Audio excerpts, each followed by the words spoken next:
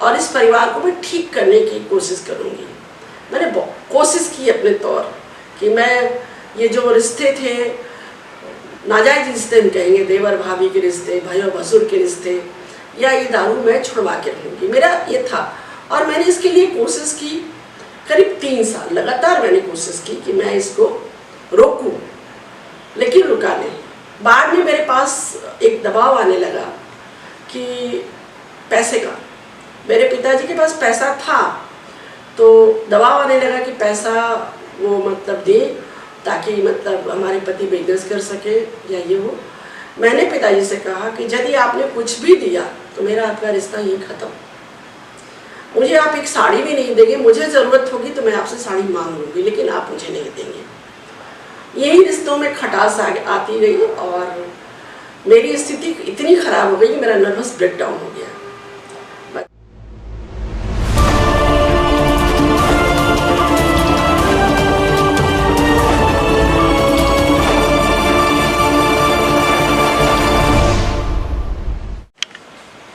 मैं बिंदु हूँ। मेरी पैदाइश सन 1960 में हुई और मैं आजमगढ़ ज़िले की रहने वाली, मतलब पैदाइश मेरी हुई है, लेकिन परवरिश मेरी पश्चिम बंगाल में हुई। और मेरे जीवन में एक मोड़ आया। मेरी शादी 18 साल की उम्र में हुई और शादी का भी मेरे एक इतिहास रहा है। मेरे पिताजी के एक दोस्त थे जो अचानक हार्ट अटैक से उनकी मौत हो गई और उनकी 3 बेटियां थीं और उन बेटियों की शादी नहीं हुई थी। तो लोगों ने यही कहा, जैसे कि हमारा समाज कहता है कि देखो एक भी बेटी की शादी नहीं हुई है, भाई छोटा है, उसके पे इतनी जिम्मेदारियां आ गई।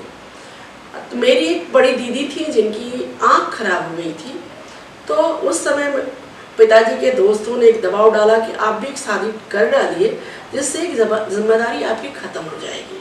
पिताजी ने मेरी शादी तय कर दी। 18 साल की उम्र में मेरी शादी हुई। मैं एक बात बताऊं, मैं जाति से राजपूत हूँ। राजपूतों के घरों की नियम कानून बंदिशें बहुत सारी होती हैं।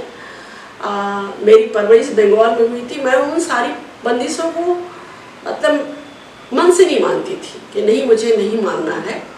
और मेरी शादी जो हुई थी, ऐसा नहीं पढ़े लिखे लोग, घर के लोग थे, वो अल्ट्रा मॉडर्न थे। अल्ट्रा मॉडर्न का मतलब ये है कि हमारे ससुर जो थे वो प्रोफेसर थे, हमारे एक ससुर एसडीएम थे, एक ससुर रेंजर थे, और हमारी सास खुद उस ज़माने में, मतलब कहा जा सकता है कि उस ज़माने में 78 में मेरी सास प्राइमरी की हेडमिस्ट्रेस थी।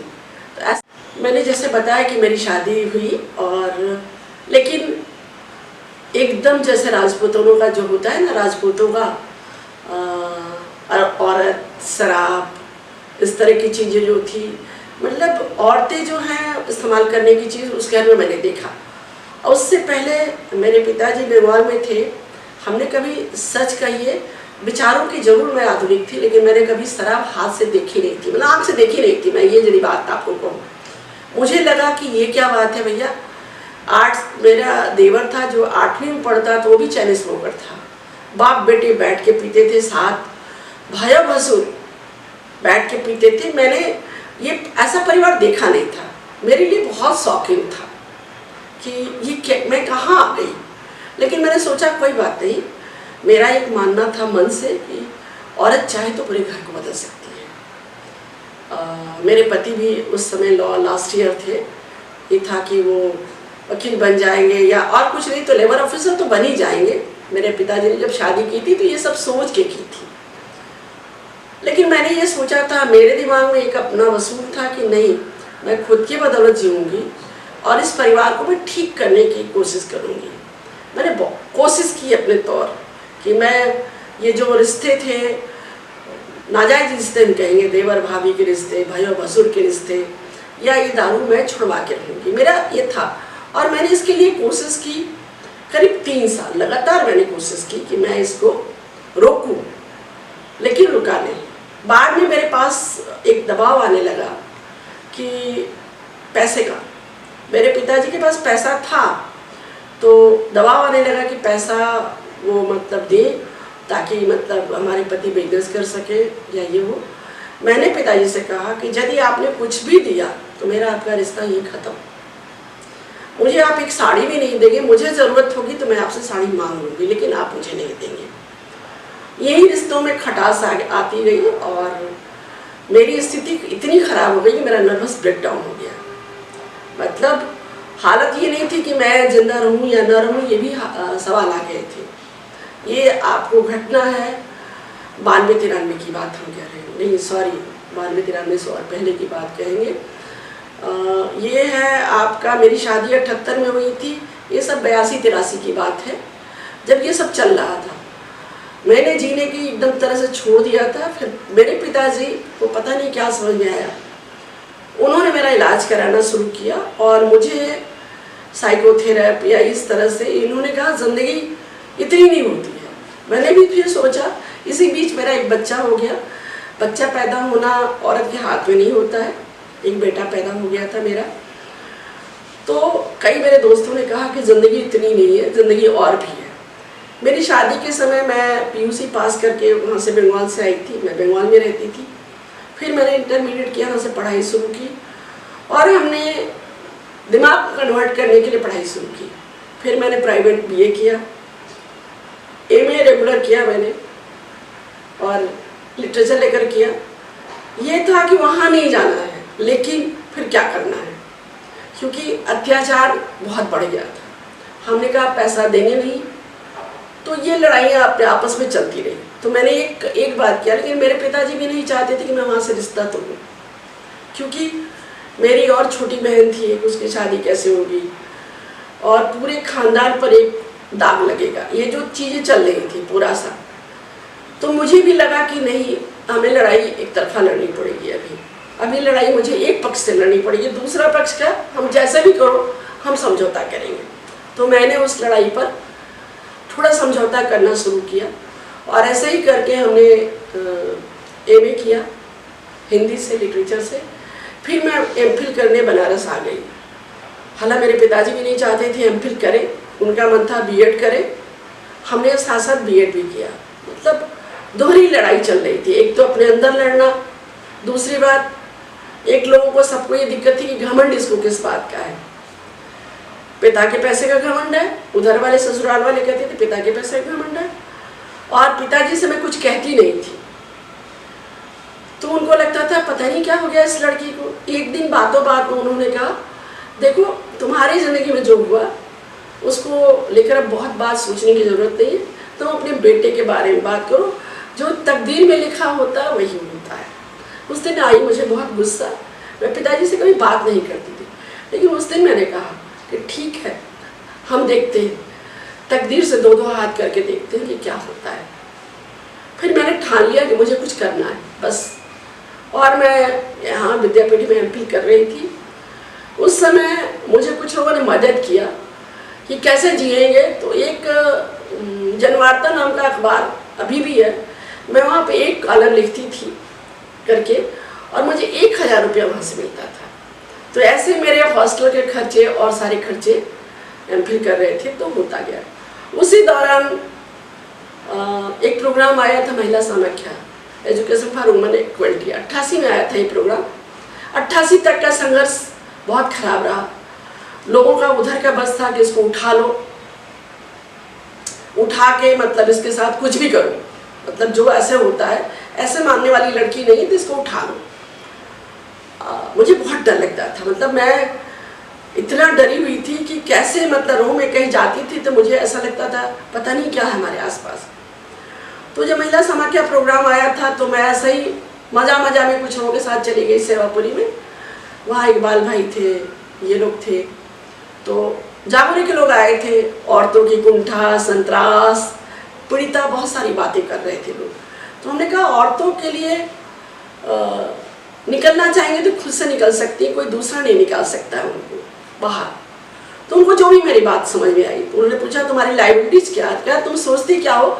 हमने तय यही किया था कि मैं उत्तर प्रदेश से दूर नॉर्थ ईस्ट में कहीं जाके, ईटानगर, अरुणाचल प्रदेश में जाके, इसीलिए मैं एमफिल कर रही थी कि एज ए टीजीटी टीचर के रूप में मैं अपने आप को यहाँ से दूर ले जाके रहूँगी, जहाँ इस तरह की मानसिकता, इस तरह की दुनिया ना हो, कोई हमें जानने वाला ना हो, ऐसे जगह। तो उनको जो भी पूछा उन्होंने कहा कि तुम्हारी लाइबिलिटीज़ क्या है। तो हमने कहा हमारा बेटा एक लाइबिलिटीज़ है। कहा तुम कहीं भी जा सकते हो। हमने कहा हाँ कहीं भी जा सकते हैं। फिर वो लोग चले गए जो भी वर्कशॉप करके। 1 महीने बाद मेरे पास मैसेज आता है ऋषिकेश पहुँचो। मैंने उस समय किसी से परमिशन नहीं लिया, सिर्फ माँ को मैसेज गाँव में भेजा कि मैं ऋषिकेश जा रही, बस इतना खबर दिया। और किसी को नहीं, न पिताजी को बताया, न अपनी बड़ी बहन को बताया, किसी को नहीं बताया। फिर मैं गई वहाँ 15 दिन रही ट्रेनिंग में जो भी उन लोगों ने महिला शाखा सामाख्या वालों ने देखा। और फिर मैं बनारस आई। उससे आने से पहले उन्होंने कहा बांदा चले जाओ 15 दिन के लिए। हम चले गए बांदा भी, वहाँ भी ट्रेनिंग हो रही। फिर वहाँ से ट्रेनिंग से आई, हमारी डायरेक्टर अचानक आई। उन्होंने कहा कि अरे हमने तुम्हारी सैलरी रिलीज कर दी है। हमने कहा अभी तो हमने तय नहीं किया कि हम काम करेंगे या नहीं करेंगे। कहे हम कुछ नहीं जानते, तुम्हें काम करना है। तो मैंने भी सोचा चलो। उस काम में ये था कि औरतों की ज़िंदगी में मतलब बदलाव लाने के बदलने के लिए प्रोग्राम था, एजुकेशन फॉर वुमेन इक्वलिटी। तो मुझे नाम सुन के थोड़ा मज़ा आया था। फिर हम उतर गए फील्ड में उतर गए और बता दिया कि मैं नौकरी कर रही हूँ। तो पूरा हंगामा मच गया, मेरे मायका वाला पक्ष में हंगामा मच गया। अरे बाप रे, अब तो ये लड़की किसी मान की नहीं। उधर वाला पक्ष तो था ही। तो कई तरह से परेशानी हुई मेरे सामने। परेशानी एक पहला परेशानी उन्होंने किया था, मेरा बेटा जो मेरी माँ के पास रहता था, एक दिन उसके हमारे पति आए, उसको जो भी कहा उन लोगों ने दे दिया और उठा के लेके चले गए। मैं घर गई, मुझे पता चला कि वो चला गया है। फिर मैंने पूछा किसकी इजाज़त से मतलब आपने भेजा। तो लोगों ने कहा कि क्या करते हम लोग, झगड़ा करते, तुमसे तो कोई मतलब नहीं है। फिर हम उसी दिन उठे और घर छोड़ दिया एकदम। हमने कहा ठीक है कोई मतलब नहीं है तुम लोगों से, मैं जा रही।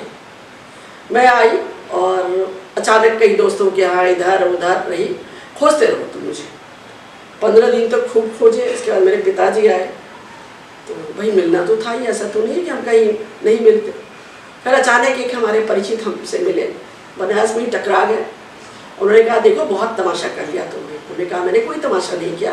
कहा तुम्हारा बेटा आ चुका है, दूसरे ही दिन वो रोज के चिल्ला के आ गया, अब तुम घर चलो, तो पिताजी तुम्हारे इंतजार करें तुम्हारा। तो बोले मैं नहीं कुछ सुनने वाला। हमने कहा मैं मुझे नहीं मतलब है, जब मर्जी आएगा मतलब। हमने कहा बेटे को पुल क्यों बनाया गया, मुझे कंट्रोल करना था तो बेटे को पुल बनाने की ज़रूरत नहीं थी। उन लोगों से मेरे से बात करनी चाहिए थी। खैर फिर पिताजी आए बनारस, वो ले गए, बोले तुम जो चाहती वो करोगी, आज के बाद कभी नहीं होगा, मैं बेटे को ले जा रहा हूँ अपने पास कलकत्ता। तो उन्होंने कहा ठीक है चलिए। मतलब वो लड़ाई फिर थोड़ा सा ये हो गई। लेकिन इधर इन लोगों का ऑफिस में आके हंगामा करना, रास्ते में रोकना, ताकि मैं इतना अपमानित हो जाऊं कि मैं काम छोड़ दूं या लोग मेरे बारे में तरह तरह की बातें करें। लेकिन मैं अपने बारे में लोगों को बता दी थी कि भाई देखो मैं अलग रहती हूँ, मेरा कोई रिश्ता नहीं है। तो बहुत फर्क नहीं पड़ा। एक दिन आ गए लोग ज़बरदस्ती मुझे बनारस मेरे घर में ज़बरदस्ती आके हंगामा काफ़ी किया। तो फिर मैंने अपने पिताजी को बोला कि आप चाहते क्या हो मुझे बता दो। वो क्या मैंने पूरी घटना बताई। बोला इस तरह का तमाशा बनाना चाहते हैं मुझे बाजार में। तो फिर मेरे भाई को भेजे कि जाओ तुम बोलो कि अब यदि तुम लोग गए तो हमसे बुरा कोई नहीं होगा, तुम्हें जो करना हो करो, लेकिन उसके आस पास नहीं जाओगे। मतलब ये एक लड़ाई थी। और उस लड़ाई में मेरे साथ मतलब मुझे खुद से लड़ना था, अपने आप से लड़ना था, पूरे मतलब सिस्टम से लड़ना था, पूरी परंपराओं से लड़ना था कि ये देखो भाई सब कहते थे सब ठीक है लेकिन ये ठीक नहीं है तुम्हारा अलग होना, ये अच्छी बात नहीं। तो खैर ये लड़ाई चलती रही। फिर हमने यहाँ पर काम में अपने आप को झोंका। मैंने देखा यहाँ पर काम को देखते हुए, उस ज़माने में मैं 88-89 की बात कहूँगी, महिलाओं के साथ, विधवा महिलाओं के साथ, दलित महिलाओं के साथ जिस तरह के व्यवहार होते थे वो बहुत ही खराब लगते थे मुझे। हमको लगा कि ये क्या औरतों की ज़िंदगी है, भैया किस चीज़ की बात हम करें, सिंदूर पहनो फिर हटा दो, क्यों भाई? विधवा औरतें जब अपने से ही जीना है तो फिर क्यों उसके जाने के बाद हम सब कुछ जीना छोड़ दें। फिर मैंने थोड़ा सा लोगों के साथ शुरू किया और थोड़ी काफ़ी फील्ड में बहस हुई लोगों के साथ। कि भाई ये तो औरतों को बिगाड़ने आई हैं वगैरह वगैरह। तो वहाँ धीरे धीरे माहौल बदला। हम एक बात नहीं कहेंगे, धीरे धीरे बदला माहौल। हम उस पर लगातार लड़ते रहे, घूमते रहे, करते रहे। सेवापुरी महिला समाख्या से हमने काम शुरू किया था और वहाँ मैंने कई औरतों के ज़िंदगी में इस तरह की चीज़ें, जो विधवा थी, जो घर से नहीं निकल सकती थी, जो काम करने के लिए उनके घरों में बाधा थी, मैंने धीरे धीरे उनको निकालना शुरू किया, उनको भी समझाना शुरू किया कि ज़िंदगी होती क्या है और हम क्यों दूसरों के लिए जिए, क्यों नहीं अपने लिए जिए। मैं खुद अपने आप को ऐसा नहीं, मैंने कभी छुपाया नहीं किसी से कि ये देखो मेरी ज़िंदगी है, ये करते। फिर मैं जब काम करती थी, लोग पूछते थे उनसे, तुम करती क्या? हमें कुछ नहीं, झोला लेके घूमते महिलाओं के बीच। क्या करती हो भैया? हमने कहा मुसहर, चमारो, इनके घरों में घूमते करते। उन्होंने कहा तब तो तुम्हारा छुआ नहीं खाया जा सकता। मुझे मत खाओ, क्योंकि जाति प्रथा बहुत ज़्यादा थी। और दूसरी एक बहुत बड़ा अड़चन मेरे सामने, मेरे जीवन में आया।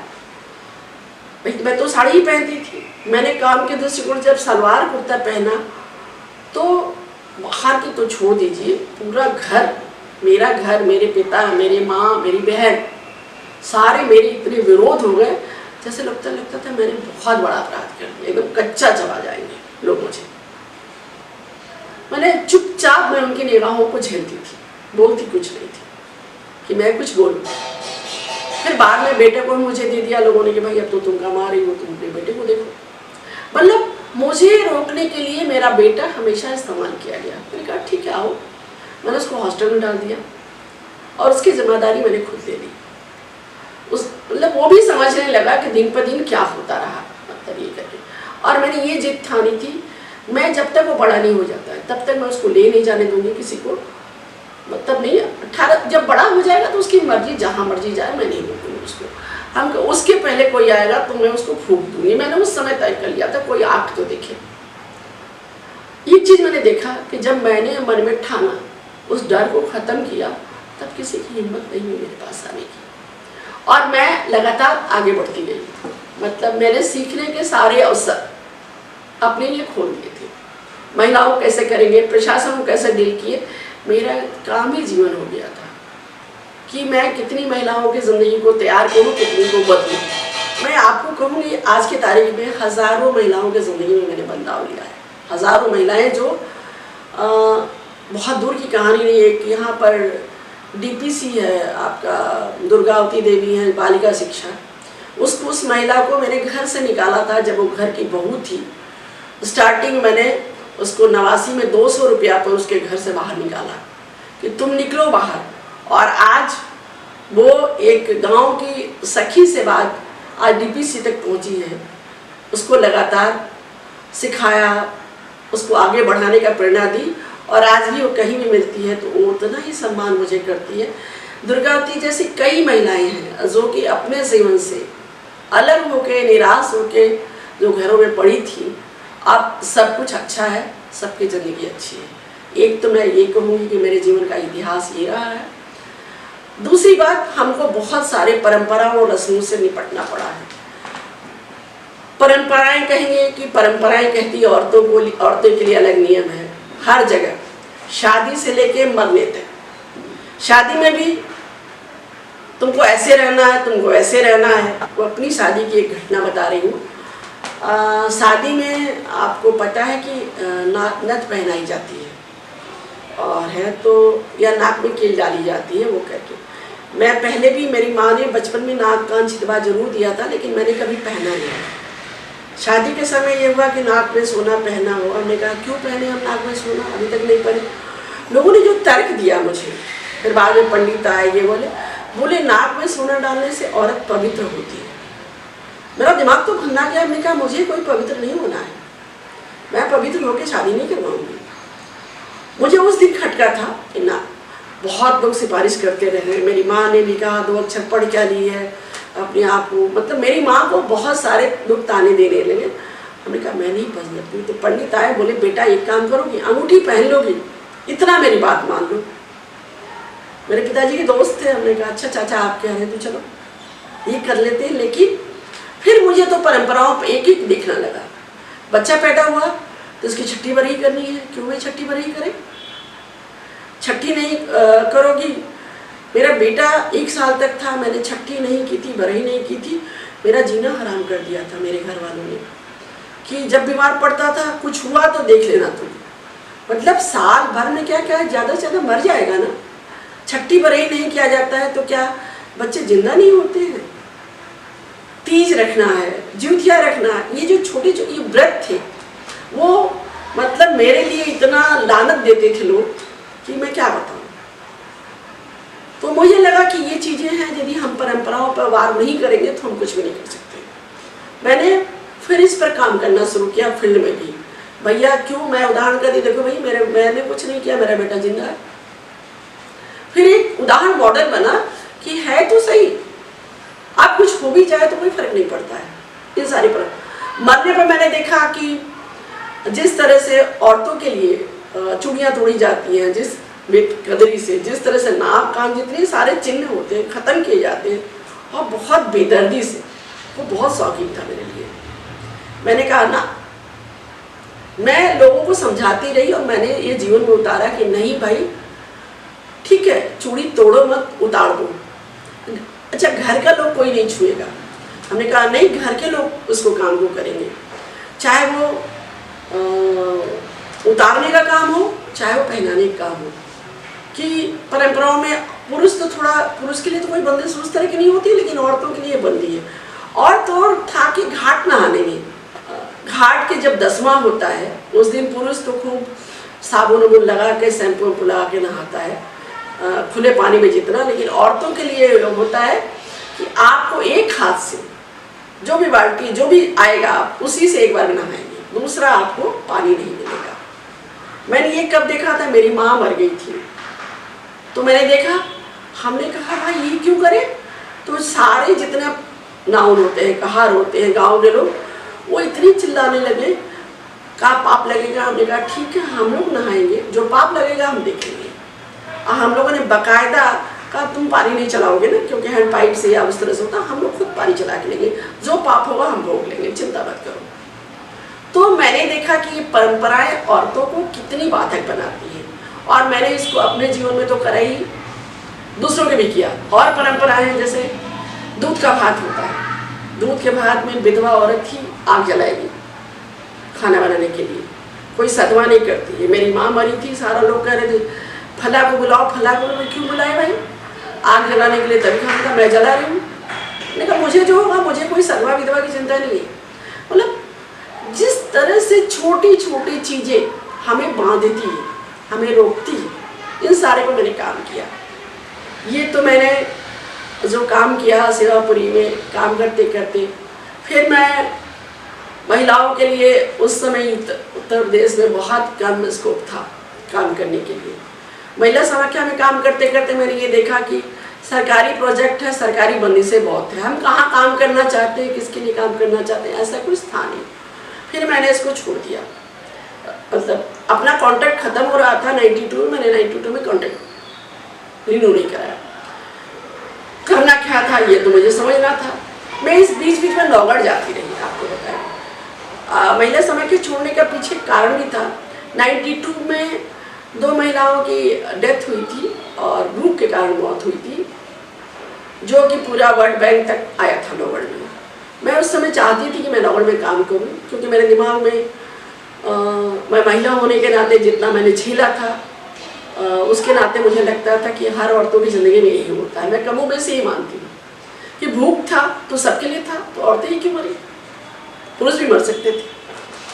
अब इसके लिए कोई भी तर्क नहीं कोई। तो मैं उस समय उन्होंने हमको परमिशन नहीं दिया, हमने कहा तो मुझे काम करने की ज़रूरत नहीं। तो मेरे लिए नौगढ़ एक वो था कि मुझे वहाँ काम करना है। तो मैं एज ए कंसल्टेंट वहाँ जाती थी, थोड़ा देखती थी कि मैं वहाँ काम करूँगी। और फिर मैंने वहाँ पर एक 2 साल ऐसे ही घूम के देखती रही, कुछ करती रही, कुछ ट्रेनिंग करती रही।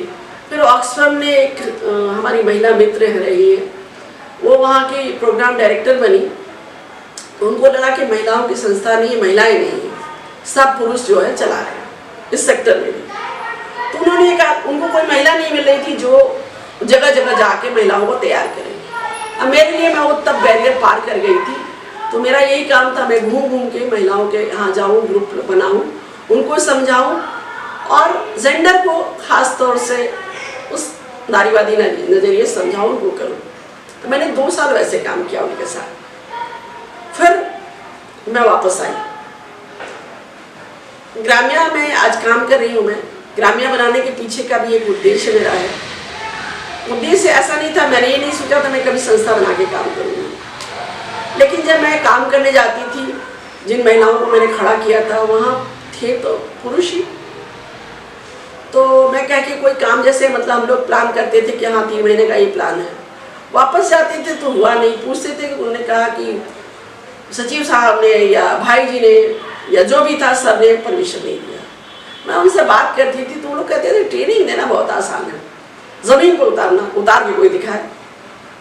मुझे बहुत गुस्सा आई। मैंने सोचा कि मैं इसको ज़मीन पर उतार के दिखाऊंगी। और ज़मीन पर उतारने के लिए कोई संस्था तो चाहिए थी। फिर एक मेरी मित्र की संस्था थी, उन्होंने कहा तुम लेके इसको चलाओ। फिर मैंने काम शुरू किया और जब से मैंने काम शुरू किया मेरा दिमाग में एक ही था कि मैं, कहते हैं ना सेकंड लीडरशिप या सत्ता, ट्रांसपेरेंसी की बात करते हैं लोग, डेमोक्रेसी की बात करते हैं, तो ये सब शब्द बन के ना जाए, ये मतलब दिखे। तो मैं नौगढ़ में अकेले जाके काम करती थी। मैं काम करने के 1-2 वाक़े आपको बताऊंगी। मैं अकेली जाती थी। नौगढ़ जंगल का इलाका है, तो जंगल में टॉयलेट नहीं होता था। मैं मकान ढूंढती थी, पूछती थी लोगों से, तो टॉयलेट है? तो बोले टॉयलेट क्यों चाहिए आपको, जंगल तो है ही। मतलब नौगढ़ में टॉयलेट जो एक बड़ी चीज़ हो गई थी। फिर मुझे एक मकान मिला और इत्तेफाक से पानी नीचे था, टॉयलेट ऊपर था, रहना बीच में था। अब पुरुषों को अलाउ नहीं था, मुस्लिम का मकान था, लेकिन कुछ तो चाहिए मुझे, ये था। और नौगढ़ में मेरी पहचान, मैं ऐसे ही सलवार कुर्ता पहन के जाती थी। मैं किस जाति की हूँ, किस धर्म की हूँ, सिंगल हूँ, क्या हूँ, मैंने कभी सिंदूर पहले भी नहीं लगाया था, बाद में तो कोई सवाल ही नहीं था कि मैं लगाऊँ।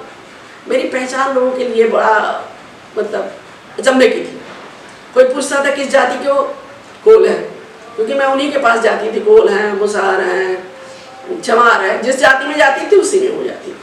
कई बार मुझे नौगढ़ में गांव में पानी नहीं मिला, क्योंकि तुम तो कोलों के साथ काम करती हो, तुम्हें पानी कैसे पिला है?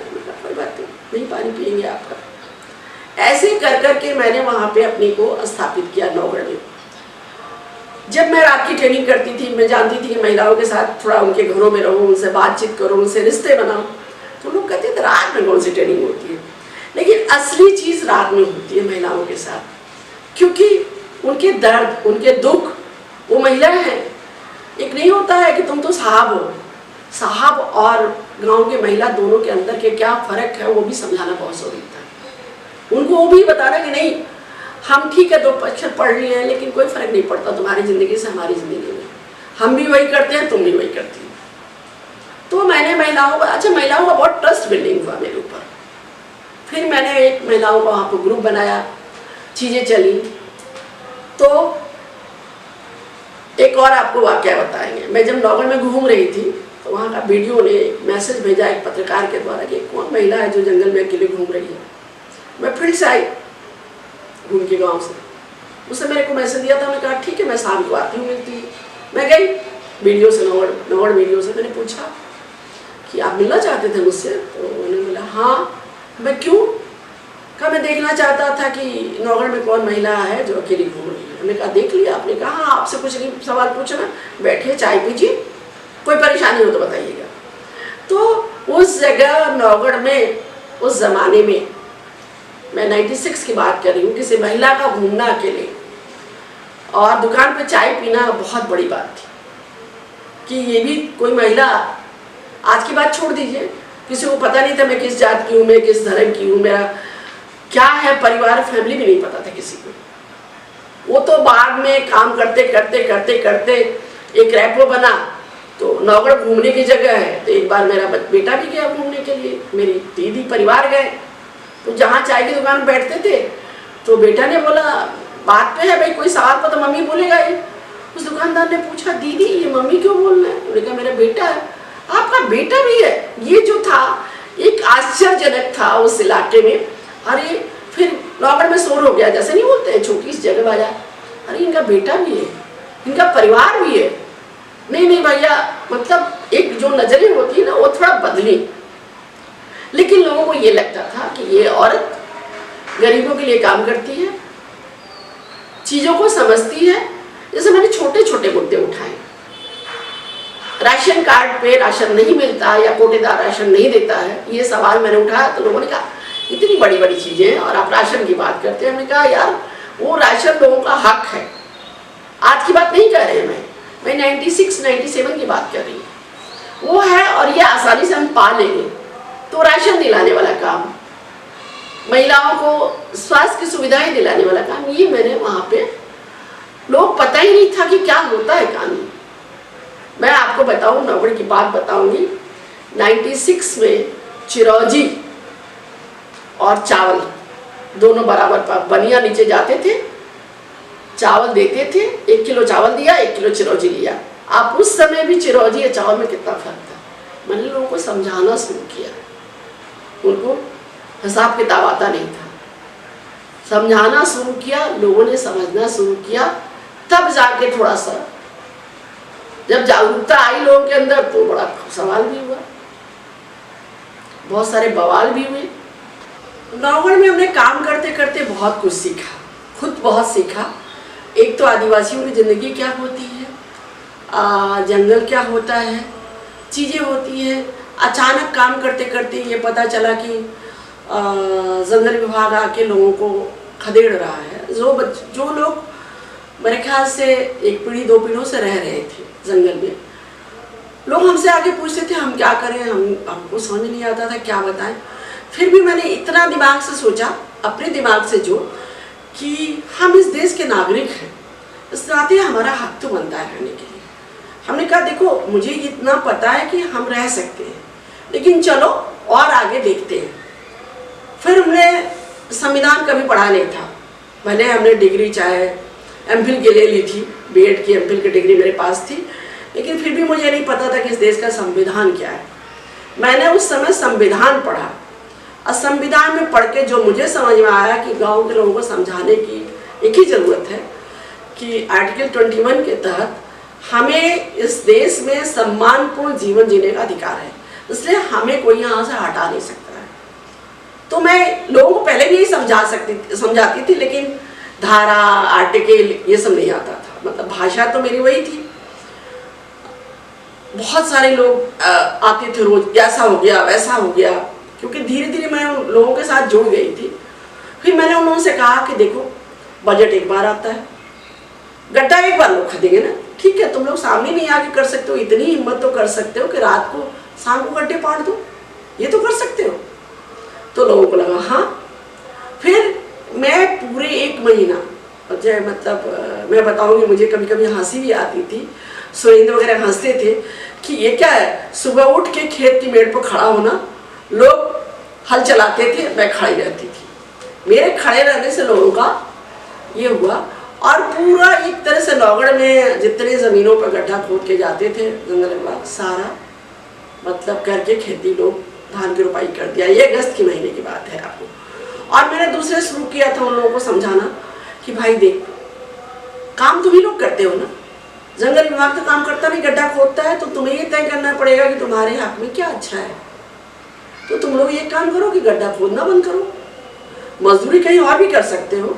और जो वहाँ के लोग थे उनसे हमने कहा कि भैया आप लोग जाके गाँव में, यदि आपकी लड़ाई है तो आपको आगे आना पड़ेगा, आप जाइए गाँव बंद करिए गड्ढे खोदने की वाली कहानी को। तो लोगों ने कहा ठीक है। ऐसे करते करते फरवरी तक चला गया ये मसला, मतलब जंगल विभाग, गांव के लोगों, ये सब चीज़ों करके चला। लेकिन फरवरी में एक दिन फॉरेस्ट डिपार्टमेंट ने पूरी तैयारी करके, एक गांव था चकचुनिया है, वहाँ पे जाके पूरा गड्ढा खोदना शुरू किया। उस समय फ़ोन कहीं नहीं था, लोग वहाँ पहली बार जंगल विभाग के सामने खड़े हुए, प्रोटेक्ट किए, महिलाएं, बच्चे, पुरुष, कि तुम या तो हमारी जान खत्म करो, मारो, या गड्ढा खोदो। तो काफ़ी झगड़े के बाद भी तब तक गड्ढा, लेकिन उतना में कुछ तो गड्ढा खोद ही दिए थे लोग। फिर उन लोगों ने ये हुआ कि चलो ये लोग थाना वाना गए, कुछ नहीं हुआ। उस समय फ़ोन वोन नहीं था, ना नौगढ़ में फ़ोन था ना हमारे पास फ़ोन था। एक बंदा सुबह सुबह आया चकिया और मुझे एक दुकान थी चांदबारी में, वहीं फ़ोन किया। सुबह करीब 7 बजे के आसपास था। दीदी ऐसा ऐसा हो गया। बहुत, हमने कहा ठीक है मैं आ रही हूँ। मेरे पास साधन भी नहीं था, तो हमने कहा मुझे आने में 2-2.5 घंटा तो लगेगा ही, बाइक से आना था। और मैं गई बाइक से जाके। मुझे लग रहा था कि ये लड़ाई हारे नहीं है, हम लड़ाई जीते हैं। जीत से इस संदर्भ में कि पहली बार लोगों में हिम्मत आई है लड़ने की। मैं पहले थाने पर गई। हमने कहा ये बताइए, खड़ी फसल में गड्ढा खोदने का क्या मतलब था और बिना नोटिस के? ठीक है, उन लोगों ने गड्ढा पहले खोदा था, जो भी किया। अगस्त में गड्ढा खोदा गया था, अगस्त से जो फरवरी तक क्या किया जंगल विभाग ने? और आप बताइए ये क्या सही था करना? तो बोले नहीं। तो बोले कि चलिए मैं भी चल रहा हूँ थाने। हमने कहा ठीक है।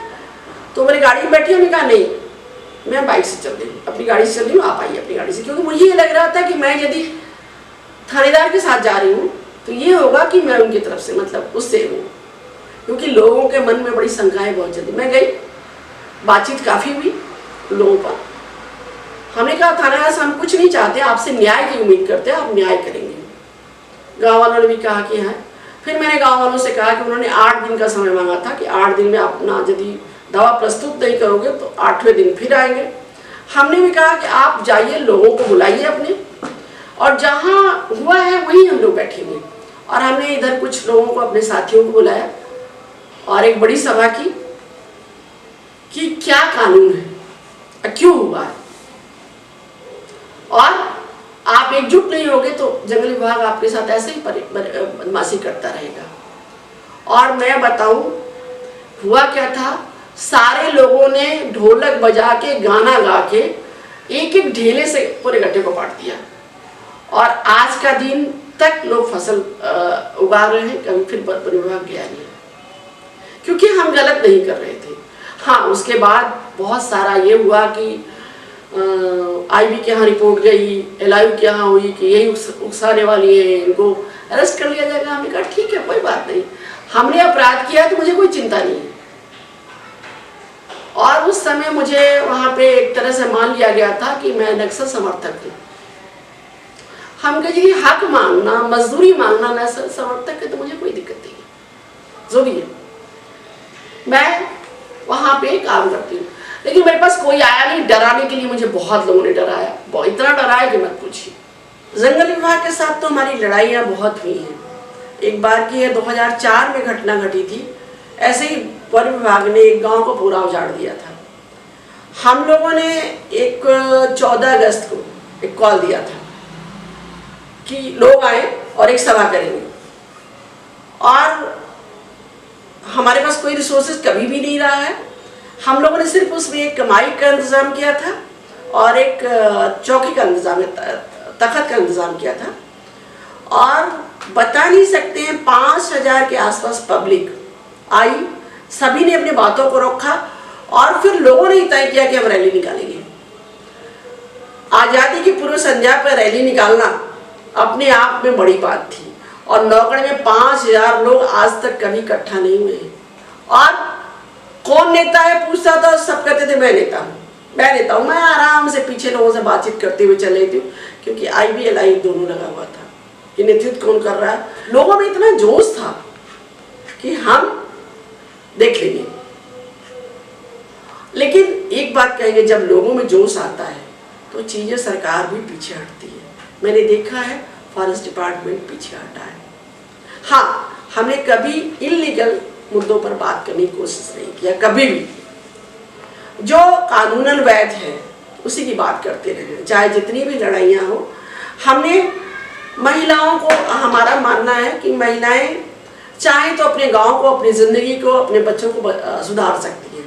इसके तहत महिलाओं को मैंने जानकारी देने का काम किया है, और बहुत सरल शब्दों में, ऐसा नहीं है मतलब भोजपुरी में। और वो महिलाएं इतनी तेज हैं, चीज़ों को समझती हैं। जब महिलाएं समझती हैं तो कोई नहीं रोक सकता है। वो समझती है कि क्या है हमारा हक। यदि कहते हो सुरक्षित प्रसव होना है तो उसकी व्यवस्था करो, मुफ्त प्रसव होना है तो उसकी व्यवस्था करो। ऐसा नहीं कि आप पैसा लेकर करोगी। और महिलाओं ने, नौगढ़ की महिलाओं ने किया है। आज भी कुछ लीडर महिलाएं हैं, जब हॉस्पिटल में पहुंचती हैं तो हॉस्पिटल का पूरा स्टाफ जो कहता वो आ गई, करकी आ गई, करिए आ गई, मोटकी आ गई, तो जो भी पैसा लेने वाला है काम बंद हो जाता है। नौगढ़ में एक बात और आपके साथ कहना चाहती हूँ, शायद बहुत जगह मैंने घूम के देखा है काम करते करते, लेकिन एक चीज मुझे समझ में आया कि नौगढ़ में जितना हम लोगों ने बदलाव किया, खास तौर से हॉस्पिटल में, और बनारस के आसपास के शायद अस्पतालों में उस तरह का परिवर्तन नहीं हुआ है। नौगढ़ में आज भी डॉक्टर दवाई देते हैं, चीजें होती हैं और लोग सवाल करते हैं। ऐसा नहीं है एक बात कोई करे तो इतने सवाल करते हैं। हम लोगों ने महिलाओं को खूब नंबर दिए थे, डीएम के, सीएमओ के, एसपी के, किसी भी बात पर आप फोन करो, उनका जीना हराम कर दो कि ये चीजें हो रही हैं, उसका असर पड़ा। आज भी जितना जागरूकता जिन गांव में हम लोग काम किए उतना नहीं है, और ज्यादातर महिलाओं में। पुरुषों ने के साथ भी हम लोगों ने काम किया, महिला हिंसा को लेकर बहुत सारे पुरुषों की जिंदगी में, मतलब पुरुषों की जिंदगी में बदलाव आया है। कभी भी पब्लिकली आप सोच सकते हैं कि पुरुष काम नहीं करता है, और वो भी गांव का, खाना बनाना करके, झाड़ू लगाना, लिपाई करना, घर की कपड़ा धोना, अपना नहीं घर की पत्नी का भी, माँ का भी, बहन का भी, ये सारा बदलाव वहाँ के पुरुषों में आया है। ये हम लोगों ने उनको एक दिन में नहीं आया, समझा कि ये है क्या। हम यदि बात करते हैं पैट्रियार्की को खुद समझना पड़ता है, लोगों को समझाना पड़ता है, क्योंकि पुरुष भी नहीं चाहते पैट्रियार्की, लेकिन मजबूरन उसको निर्वाह करना पड़ता है। हम लोगों ने जब पुरुषों के साथ काम करना शुरू किया बहुत सारा, तो मीडिया के साथ में हम लोग बातचीत करते, मीडिया वाले कहते थे अच्छा तो तुम घर की लिपाई करते हो, कपड़ा धोती हो, मतलब इस तरह से उनको हीन भाव से, एक तरह से नहीं कहते जलील करने के बाद, लेकिन वो लोग कभी उस तरह का हुए नहीं, मतलब कभी अपने आप को नहीं महसूस किया कि हम गलत काम कर रहे हैं। महिलाओं के जीवन में महिलाएं जब बोलती हैं कि दीदी पहले वो रे वाला उतरना, अब हो कहना, रे और हो का अंतर हमको समझ में आया। क्या रे या हो में होता है? अब पूछते हैं कि तुमने खाना खाया, तो ये सारा चीज जो है हम लोग के काम के बाद से आया, और इस काम करने के लिए बहुत सारी चीजों को सहना पड़ा है। ऐसा नहीं है हम एनजीओ सेक्टर में काम करते हैं, एनजीओ सेक्टर के पुरुष आसानी से हमको पचा पाते हैं, क्योंकि कई लोग तो कहते हैं अरे आप तो औरत हो नहीं। औरत हो नहीं मतलब एक तरह से गाली है ना, मैं तो औरत ही हूँ, आप क्यों मुझे मर्द मानते हैं, मर्दाने क्यों मानते हैं? मैं कहीं भी चली जाती हूँ, अरे आपको क्या फर्क पड़ता है, आप तो कितना देर भी जाएगी, मतलब घर उस तरह का नहीं है मेरा, तो वो जिम्मेदारी मेरी नहीं है। तो जो औरतों को देखने का नजरिया है, चाहे उम्र आपकी कुछ भी हो जाए, वही होता है जो मैंने देखा है, जो मैंने अनुभव किया है। और हम सोशल सेक्टर में भी, तथाकथित सोशल सेक्टर की बात करेंगे, कहते हैं महिलाओं की अगुवाई, लेकिन क्या महिलाएं अगुवाई में हैं? कहाँ अगुवाई में है? जो भी कहते हैं जरा उसके अंदर घुस के तो देखिए, क्योंकि अगुवाई करने की कीमतें बहुत चुकानी पड़ती है। वो कीमत चुकाने के लिए तैयार नहीं होता आदमी, कितना झेलेगा, थक जाता है। मैं आज आपको बताऊं, मुझे कभी कभी लगता है क्या बेकार की बकवास कर रहे हैं। हमारे जीवन में तो कुछ बदलाव, हमारे रहते तो कुछ बदलाव नहीं होने वाला है। कुछ जो छोटे मोटे बदलाव हुए हैं उससे बहुत कुछ तो नहीं है, हाँ, लेकिन यह होता है कि चलो कुछ महिलाओं की जिंदगी तो बदली। तो तरफा है, खुद के सवाल खुद के जवाब है, ये है। और बस ऐसे ही ज़िंदगी चल रही है।